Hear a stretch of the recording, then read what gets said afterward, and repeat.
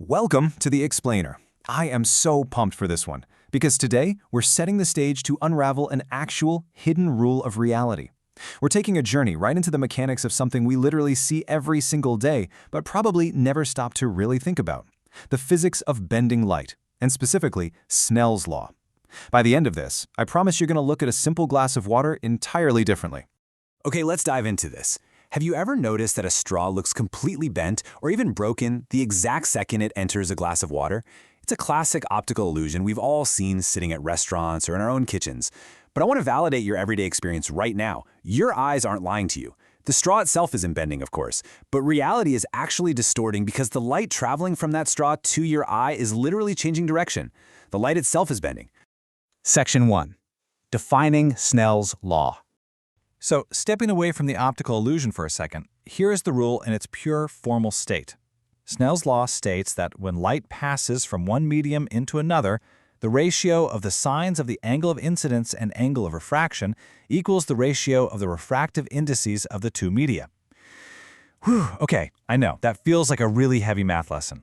But the absolute crucial point here is that while this math looks incredibly dense, it actually translates into a very simple, very physical action happening all around us. It's ultimately just a formula to predict exactly how much that light will bend. Section 2. The physics of speed changes. To really get this, we have to understand that this whole phenomenon is driven by the fact that light doesn't just travel at one constant, unbreakable speed through everything. It actually changes its speed depending on what it's traveling through. Light speeds up and moves incredibly fast in less dense materials, like the air right around us. But when that exact same light hits denser materials, like water or glass, it actually slows down. This difference in density creates a literal speed limit change for the light wave. Now, what's really interesting about this slide is how we can easily visualize that speed change. I want you to think of light less like a laser pointer and a bit more like a car driving down a road. Imagine a car just cruising on smooth, fast pavement. Suddenly, one side of the car hits a thick patch of mud. The wheels in the mud immediately slow down, right? But the wheels on the other side of the car are still on the pavement, still rolling at full speed. What happens? That difference in speed forces the entire car to pivot and change direction at the boundary between the pavement and the mud. Light does the exact same thing. When part of the light wave hits a denser, slower material, like water, it drags, while the rest of the wave keeps going fast in the air. That physical speed change forces the light to pivot. And that is Snell's law in action. Section 3. Real-world optical innovations. Zooming out from the muddy car analogy, harnessing this single rule of physics allowed humanity to invent world-changing technology: eyeglasses, cameras, microscopes, telescopes, fiber optic cables. Every single one of these relies on Snell's law. By precisely shaping glass, making it thicker in some parts and thinner in others, we can use that change in material density to bend light in highly controlled ways. It's the entire foundation of lens design. We literally force the light to slow down and pivot exactly how we want it to, which lets us correct our vision, focus images on a camera sensor, peer into the microscopic world, or gaze out at distant galaxies. And it doesn't stop at lenses. Briefly think about fiber optic cables, the physical backbone of the internet you're using right now. They work because light just bounces along the inside of the fiber without escaping. That phenomenon is called total internal reflection, and it's just a special, extreme case of this exact same law.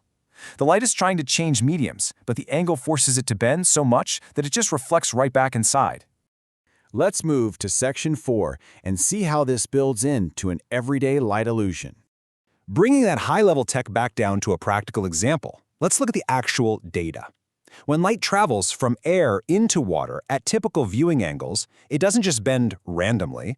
It bends to an angle roughly 25% smaller than its original angle. 25%! That is a massive, highly predictable shift in the trajectory of the visual information reaching your eyes. And because of that specific 25% mathematical shift, we get the classic problem of the misplaced fish. If you're standing on the edge of a pond looking down at a fish swimming in the water, the light bouncing off that fish travels through the dense water, hits the boundary of the less dense air, speeds up, and bends to reach your eye. Your brain, however, naturally assumes light travels in a straight line, so it projects the image of the fish straight ahead. But because the light actually bent, the fish appears to be in a slightly different position than where it's physically swimming underwater. Understanding Snell's law means understanding exactly where that fish really is. So we've seen how entirely different the world looks just because light changes speed and bends when it changes mediums. From bent straws to misplaced fish to the lenses in our cameras and the fiber optics carrying our data, this single rule shapes our perception of reality. But I want to leave you with a final thought to ponder. We know light bends when it changes medium, but what happens when the materials themselves stretch or compress under physical force?